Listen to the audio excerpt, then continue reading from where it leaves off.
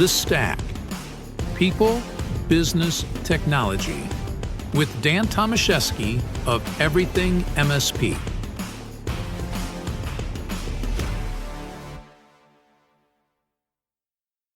Hello, everybody. Dan Tomaszewski here with Everything MSP. Welcome to another episode of The Stack, where we focus on people, business, and technology.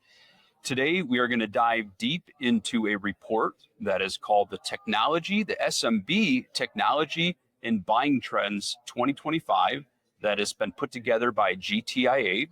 And I am here with Carolyn, April. Yes. And Carolyn, you are I am the head of the Research and Market Intelligence Department at GTIA, formerly with CompTIA for 15 years. So Yeah. I've had a long stretch with this association. Exciting to be under the new umbrella, though. I did research at the other, under CompTIA as well. So it's been a continuation of what I've been doing here for many, many years now. So data. A lot of data, a lot of data. Exciting stuff. It really is. It really is. I love the channel. I love the tech industry, and just sort of diving deep into the data of what's going on there. Figuring out some of the trends has always been really exciting for me.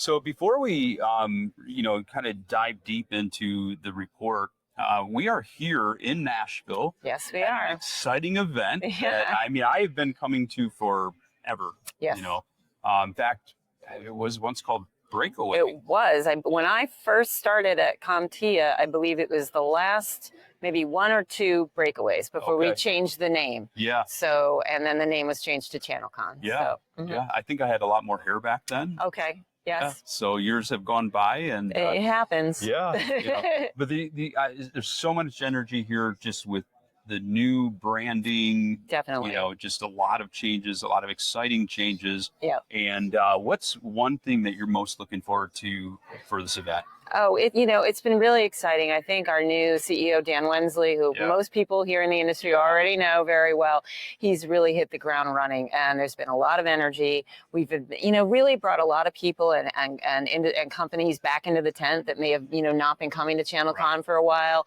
That's exciting. We've never had a podcast row like this before, so this is really exciting. We've got some new faces.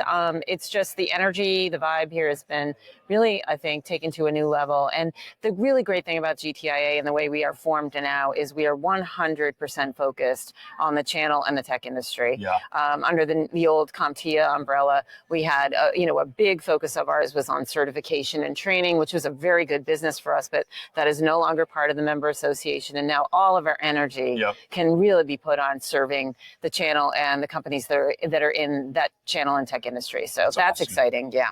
So the report, let's jump into that. Sure. It's technology and buying trends report. Yes.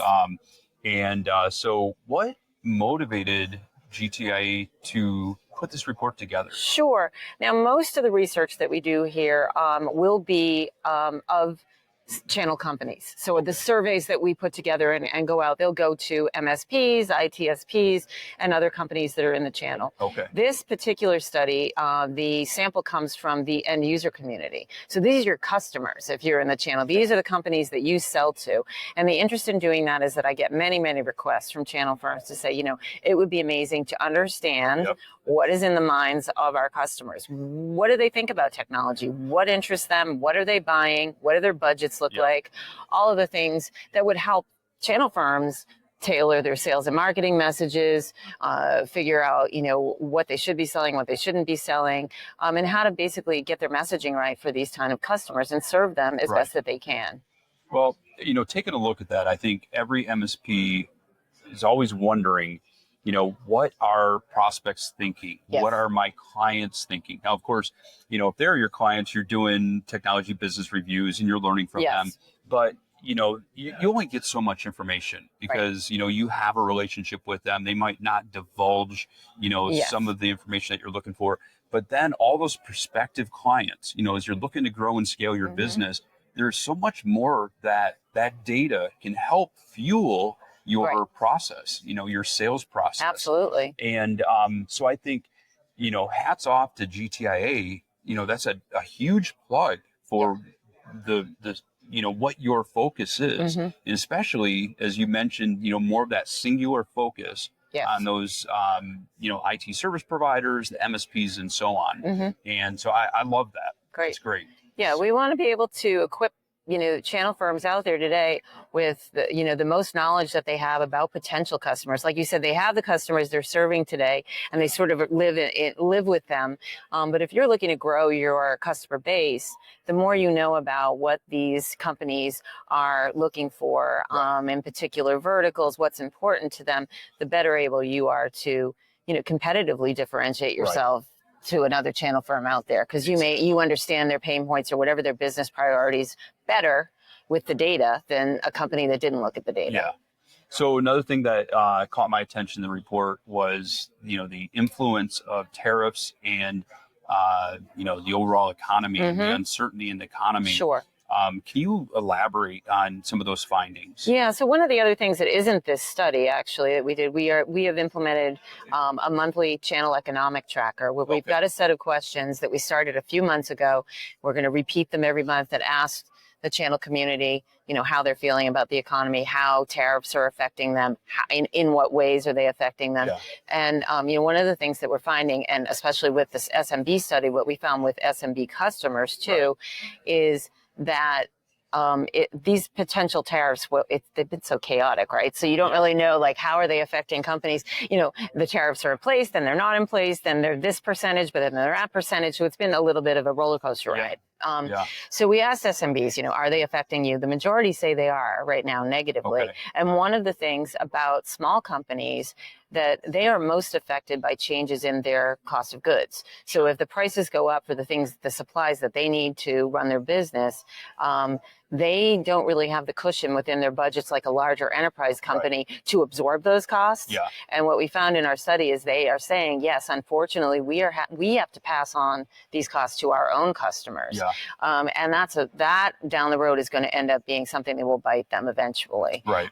So that's why they worry so much about the impact of tariffs. So like say you're a hair salon and all of those products that you buy to bring into your hair salon so that your stylist can do their job all go up by 10%. Yep. There is no way that some of these very small companies cannot increase the prices to the end customers they have. So why is this important for the channel? Well, if that hair salon is your client, you need to understand that they're under a bit of duress with their own pricing. And that may mean that they're not going to be able to spend as much with you, or you need to come up with creative ways to sort of alleviate that pain for them if you can. Well, the other thing that I'm hearing over and over from MSPs is that the quoting process is just nerve-wracking. Crazy. It is. They're literally putting a same day expiration date on a quote because we don't know if that product is going to be going up tomorrow, right? If it's going to be available and so on. Yeah, it's really the uncertainty that has got everybody on edge. I almost think that the tariffs themselves might not be, that devastating to some companies, at least if they know it's settled at this, everybody figure it out at this. But the fact that it is such an uncertain environment, very chaotic, it changes every day. Right. Pick up the newspaper, or do people pick up the newspaper anymore? Right. I shouldn't say that. All right, go online, whatever. And it's going to be a news story every single day. So that uncertainty has everybody on edge. And, I think too, we will get through this, and, the thing is, when we take a look at the last big downturn that we had in the economy, I remember, our clients were either investing into new technology because they could, or they were making darn sure the technology that they had was working. Even though they weren't making new investments, they wanted to make sure that what they had is absolutely solid. We saw that in our data during the pandemic. Companies, they weren't able to make new investments perhaps, but what they did is they really took a look inside their current businesses and they shored them up. They made sure we were efficient in this area, we were effective in this area, we were selling the right things. So by the time they came out of the pandemic, they had done a cleaning of house in their own business and they were in really good shape. And so, smart businesses did that. So we did see quite a bit of that. And that can be a function of an economic downturn in some ways. It gives you a chance, as long as you get a lot of cash flow going and you're doing okay financially to stay alive, it gives you a chance to kind of clean house and get your house in order going forward, so that when times are better, you're positioned even better than you were. Right. So let's shift gears a little bit. Sure. There's a term called AI. I don't know if many people are aware of it. Yeah, I never heard of that. I don't think we can get very far without hearing that term, of course. But nearly 2/3 of SMBs indicated that over the next 2 years, that they're going to incorporate some levels of AI into their business? They are. So these small and medium-sized customers, and I will say for the study, just to be clear about the methodology, these are customers with fewer than 250 employees in their business, which is about the sweet spot for channel firms. Most of their customers tend to be about that size. They hear about AI, like we just talked about. No, it's an unavoidable concept, so they're certainly interested and curious, and they're asking their providers about it. Our study shows they're increasing their investment too. They're starting to budget with it. As far as adoption goes, only about 30% will tell us they're pretty ambitious right now. That means they have AI rolled out in some way in their company. They're using it either to automate processes within their companies, or they've got it in some way reaching out to their own customers. They've got it. The bulk of the SMBs are in the planning stages. So there's experimenting with AI. They're talking to their channel providers about how they could use AI.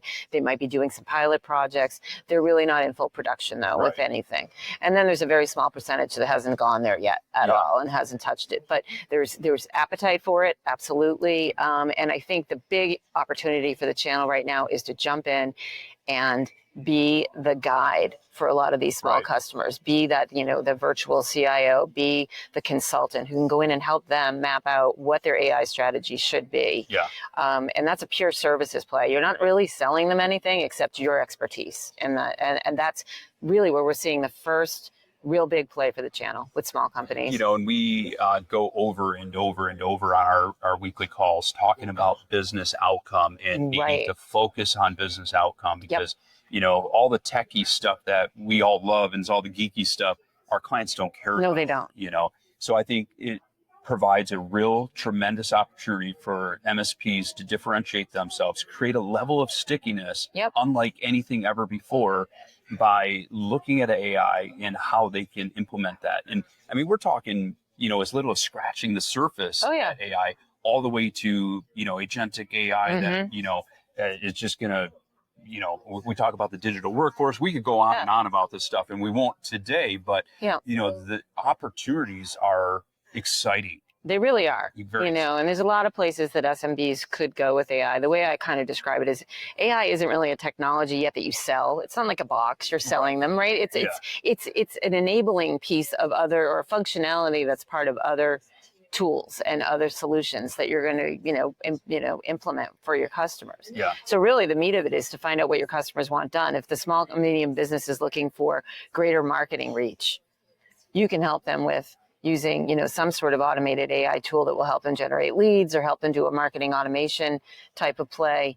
But really what you need to find out is what their business goal is, like you said, the business outcome, and then you figure out a way to apply AI to it and not sit down and just talk about the wonk of AI itself. Right. So let's talk cybersecurity. Sure. Because, I mean, I don't want to say that cybersecurity's or AI has pushed cybersecurity out of the way. It's made both of them equally important. They're intersected for sure. And so I found in the report that, it's suggesting that a lot of SMBs are still not prioritizing cybersecurity as they should. Why is this, and what is the risk that this presents? There's this, there's this sort of like putting their head in the sand a little bit. I mean, if you read, there were some really scary statistics out there about the impact that ransomware and other types of cyber attacks can have on small companies. Unlike big companies that have legal teams and they've got deep pockets, they can weather the storm on a lot of these attacks. Small company gets hit by something, the statistics are off the charts of how many of them within like 6 months actually close their doors. They have to go out of business. And I think that a lot of small companies think that they are not vulnerable. They think that they're not targets. They think, why would you want to target me, my little $1 million a year company, when you can go after Walmart or Chase or name your big giant company that you can go after and hit. And the reality is that isn't how it works. A lot of these bad actors are they're using bots to hit as many little small companies, and the aggregate that they might get is the same as if they do one huge hit on. And so in the study, SMBs do say, yes, cybersecurity matters to us. But then when you dive deeper into it, we ask, like, how strategic is your approach to it? And only 4 in 10 said it's top of mind, very strategic, we are proactive. The majority are putting it as kind of a second tier, moderately important pursuit for them. And that is a mistake. it's also a huge opportunity for the channel, Yeah. because if you know that these customers out here are not getting it, you can go in and you have such an opportunity to educate them, show them their folly when it comes to cybersecurity. You don't have to scare them. Yeah. I think fear mongering has not worked in the past. It doesn't.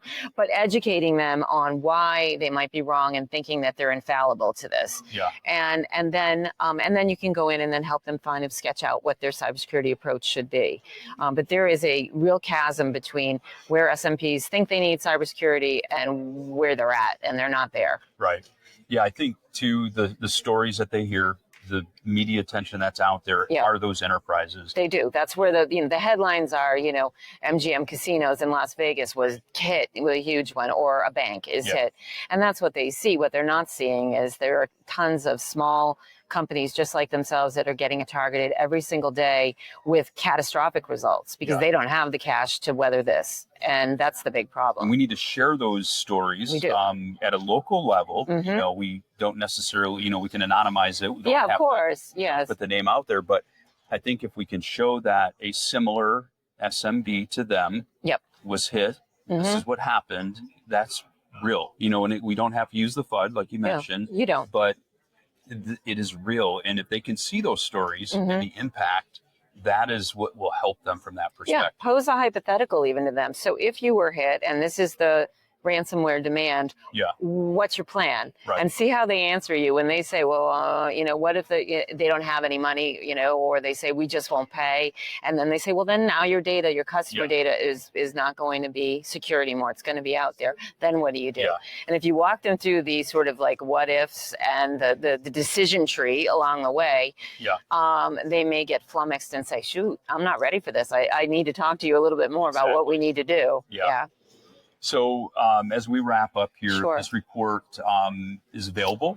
It is available as of this morning, GTIA.org website, and you can find it there. There should be a press release out too, as well, if you just want the quick hits of what the big points are. But it's worth a read, especially if you're a company in the channel and you'd like to know what's going on with your SMB customers. So we're gonna go over that one area again. So so Carolyn, as we wrap up here, this report is available now. Okay. It is. Where it came out this morning. We'll get it. Yep. Fresh off the presses this morning, here in the first day of ChannelCon. Yeah. You can find it on the GTIA website, which is just gtia.org. Yep. In the resources section under research. Very easy to find. There's also a press release out on the wires today if you want to just take a quick look at what the top findings are. But if you want to do a deep dive, it's a big, long 30-page report with lots of good data. If you're a data person, you're going to like it. So so go ahead and give it a read, and you can sort of find out, what's on the mind of your potential customers or your current customers. Yeah. Everybody out there, I want to thank you for listening. The data that is in this report, and again, as we talked about earlier, data it's amazing. I mean, we are all geeks, and we can also be data geeks. Yeah. And it's an incredible resource for us to be able to help drive our business to the next level. Carolyn, thank you so much. I greatly Happy to be here. Yeah, a really good time. Thank you. And for everybody, until next time, we'll talk to you soon. Take care.